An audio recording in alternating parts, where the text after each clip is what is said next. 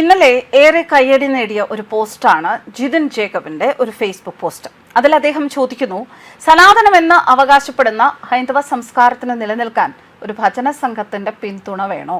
ചിന്തിക്കൂ, ഭജനയിലേക്ക് വന്നാൽ അതൊരു ബിസിനസ്സാണ്, അല്ലാതെ ഭക്തിയും ആരാധനയും നടത്തി ഹൈന്ദവ സംസ്കാരത്തെ ഉദ്ധരിക്കലൊന്നും അല്ല ലക്ഷ്യം. വിമർശനങ്ങളെ സഹിഷ്ണുതയോടെ കൈകാര്യം ചെയ്യാൻ അല്ല ഭജനക്കാരും ശ്രമിച്ചത്.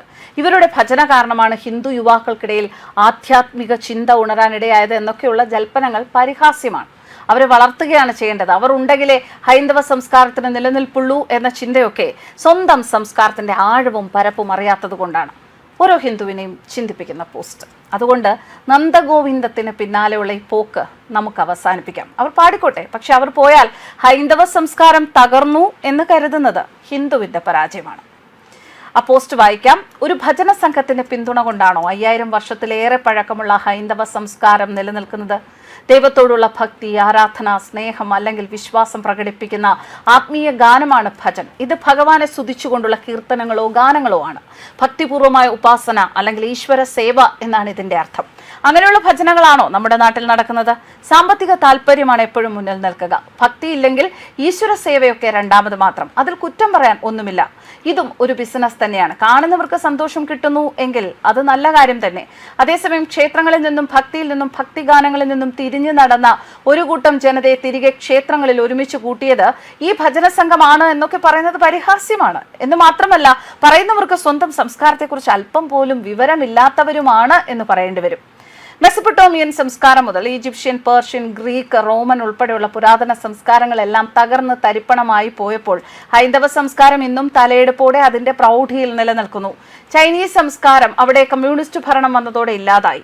ഹൈന്ദവ സംസ്കാരം ഒരു ജീവിതചര്യയാണ്. എല്ലാം ഉൾക്കൊള്ളുന്ന, എല്ലാത്തിനെയും സ്വീകരിക്കുന്ന, ആയിരക്കണക്കിന് വർഷങ്ങളായി നിലനിൽക്കുന്ന വൈവിധ്യമാർന്ന വിശ്വാസങ്ങളും ആചാരങ്ങളും ഉൾക്കൊള്ളുന്ന അനാദി അനന്തമായ ജീവിത രീതിയാണ് ഹൈന്ദവ സംസ്കാരം. വിശ്വാസിയും അവിശ്വാസിയും എല്ലാം ഹൈന്ദവ സംസ്കാരത്തിന്റെ ഭാഗമാണ്. ഒന്നിലും ഒരു നിർബന്ധവുമില്ല, വേണമെങ്കിൽ പിന്തുടരാം, അത്രയേ ഉള്ളൂ. ഹൈന്ദവ സംസ്കാരത്തെ തകർക്കാൻ അറബികളും മുഗളന്മാരും പോർച്ചുഗീസുകാരും ഡച്ചുകാരും ബ്രിട്ടീഷുകാരും എല്ലാ ശക്തിയും എടുത്ത് ശ്രമിച്ചിട്ടും നടന്നില്ല. അതിനൊരു കേന്ദ്രീകൃത രൂപം ഇല്ലാത്തതാണ് അതിന്റെ ശക്തി. ദൗർബല്യങ്ങൾ ഉണ്ടെങ്കിലും അതൊക്കെ തരണം ചെയ്യാൻ ഹൈന്ദവ സംസ്കാരത്തിന് പ്രത്യേക കഴിവുണ്ട്. സ്വയം നവീകരിക്കാൻ അറിയാം. അതുകൊണ്ടാണ് 5000 വർഷമായിട്ടും ഇപ്പോഴും നിലനിൽക്കുന്നത്. കേരളത്തിലേക്ക് വന്നാൽ വലിയൊരു സാംസ്കാരിക അധിനിവേശ ശ്രമങ്ങളാണ് നടക്കുന്നത്. അതിപ്പോൾ ഭക്ഷണത്തിന്റെ കാര്യത്തിലാണെങ്കിലും വസ്ത്രത്തിന്റെ കാര്യത്തിലാണെങ്കിലും വിശ്വാസങ്ങളുടെ കാര്യത്തിലാണെങ്കിലും എല്ലാം. വെടിക്കെട്ട് അപകടം ഉണ്ടായതുകൊണ്ട് വെടിക്കെട്ട് നിരോധിക്കണം, ആന എഴുന്നള്ളത്ത് മൃഗങ്ങളെ ദ്രോഹിക്കലാണ് തുടങ്ങിയ നിലവിളികൾ ഇതിന്റെയൊക്കെ ഭാഗമാണ്. വെടിക്കെട്ടും പൂരവും ആനയും ഒക്കെ നമ്മുടെ സംസ്കാരത്തിന്റെ ഭാഗമാണ്. മാറുന്ന കാലാവസ്ഥയും ഉയർന്ന ചൂടുമൊക്കെ അപകട കാരണങ്ങളാകുന്നുവെങ്കിൽ അതിനനുസരിച്ച് മാറ്റങ്ങൾ കൊണ്ടുവരികയാണ് വേണ്ടത്. അല്ലാതെ ഇതെല്ലാം നിരോധിക്കണമെന്ന് പറയുന്നത് സാംസ്കാരിക അധിനിവേശ ശ്രമങ്ങളുടെ ഭാഗമാണ്. അല്ലെങ്കിൽ തന്നെ തൃശൂർ പൂരം തീവ്രവാദികളുടെ ഏറ്റവും വലിയ ടാർഗറ്റാണ്. മലയാളിയായ ഇസ്ലാമിക് സ്റ്റേറ്റ് തീവ്രവാദിയുടെ ഫോൺ സംഭാഷണം ആരും മറന്നു കാണില്ല. ഭജനയിലേക്ക് വന്നാൽ അതൊരു ബിസിനസ്സാണ്, അല്ലാതെ ഭക്തിയും ആരാധനയും നടത്തി ഹൈന്ദവ സംസ്കാരത്തെ ഉദ്ധരിക്കലൊന്നുമല്ല ലക്ഷ്യം. വിമർശനങ്ങളെ സഹിഷ്ണുതയോടെ കൈകാര്യം ചെയ്യാനല്ല ഭജനക്കാരും ശ്രമിച്ചത്. ഇവരുടെ ഭജന കാരണമാണ് ഹിന്ദുക്കൾക്കിടയിൽ ആധ്യാത്മിക ചിന്ത ഉണരാനിടയായത് എന്നൊക്കെയുള്ള ജൽപ്പനങ്ങൾ പരിഹാസ്യമാണ്. അവരെ വളർത്തുകയാണ് ചെയ്യേണ്ടത്. അവർ ഉണ്ടെങ്കിലേ ഹൈന്ദവ സംസ്കാരത്തിന് നിലനിൽപ്പുള്ളൂ എന്ന ചിന്തയൊക്കെ സ്വന്തം സംസ്കാരത്തിന്റെ ആഴവും പരപ്പും അറിയാത്തത് കൊണ്ടാണ്. ആദ്യം പറഞ്ഞതുപോലെ ഈ ഭജനയുടെയും പ്രധാന ലക്ഷ്യം സാമ്പത്തിക താല്പര്യങ്ങളാണ്. ദേശഭക്തി ഗാനങ്ങൾ മുതൽ സിനിമാ ഗാനങ്ങൾ വരെ അതിൽ ആലപിക്കുന്നുണ്ട്. നാളെ അവർ സെന്റ് ജോർജ് ഭജന സംഘമായി മാറിയാൽ എന്ത് ചെയ്യും? നല്ലത് കണ്ടാൽ അടിച്ചു മാറ്റുന്ന രീതി ഞങ്ങൾ ക്രിസ്ത്യാനികൾക്കുള്ളത് കൊണ്ട് പറഞ്ഞതാണ്. ക്ഷേത്രങ്ങളല്ലേ ഇവരെ വളർത്തിയത്, അതിന്റെ നന്ദി ഇവർക്ക് കാണിച്ചൂടെ എന്ന ചോദ്യം ഉന്നയിക്കുന്നവരുണ്ട്. ശരിയാണ്, ഇവരെന്നല്ല, കേരളത്തിലെ ഒട്ടുമിക്ക കലാകാരന്മാരെ വളർത്തിയത് ക്ഷേത്രങ്ങൾ തന്നെയാണ്. കോട്ടയം നസീറിനെ പോലുള്ള കലാകാരന്മാർ നന്ദിയോടെ അതിനെക്കുറിച്ച് പറഞ്ഞിട്ടുമുണ്ട്. എന്ന് കരുതി എല്ലാവരും അതുപോലെ ആകുമെന്ന് വിചാരിക്കാമോ?